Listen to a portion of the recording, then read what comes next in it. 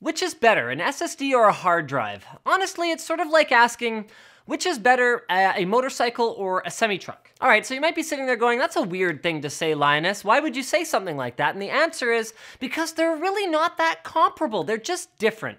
Let's start with performance. When it comes to raw speed, SSDs are faster. I see many folks comparing the sequential speed of an SSD to the sequential speed of a hard drive and saying, oh, well, they're kind of similar. But the reality of it is, unless you copy large files back and forth all day, this specification is pretty much meaningless. I'm serious. It has nothing to do with the way that you will perceive the performance in the real world.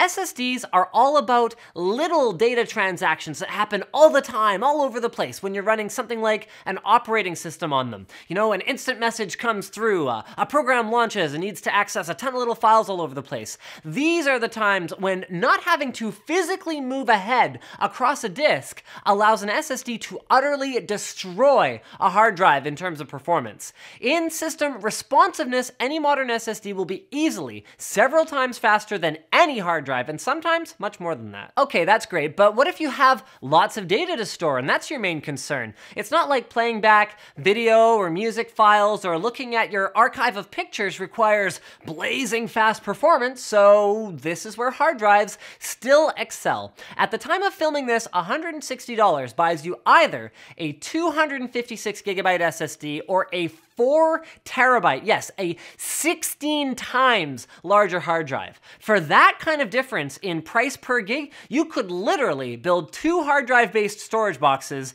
and have one of them set up as an offsite backup with the money that you saved by not using an SSD based backup solution. So yes, folks, for mass storage of data, we are a long way away from hard drives being replaced by SSDs. Okay, but what about reliability?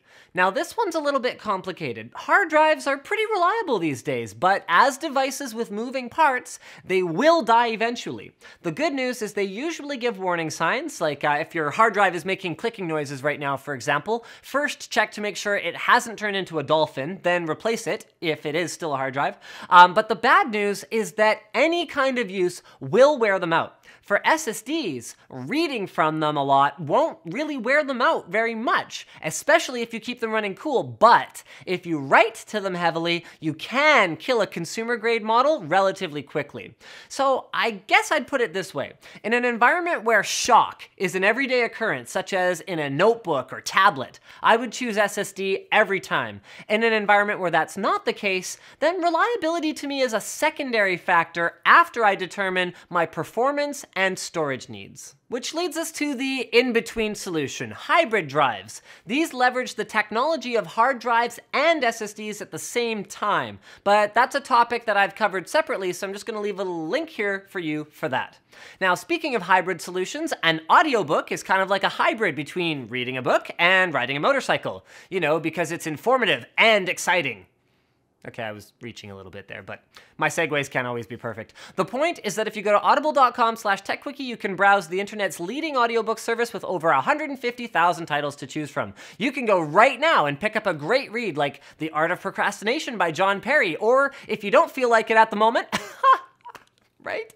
You can sign up for a membership to get a credit for 1 audiobook per month to use whenever you see fit. And the cool thing about that option is that the first one is on the house. So head on over to audible.com/techquickie to sign up. Guys, like this video if you liked it, dislike it if you disliked it, share it if you thought that the information contained within it was useful, and as always, don't forget to subscribe to TechQuickie for more fast as possible episodes just like this one.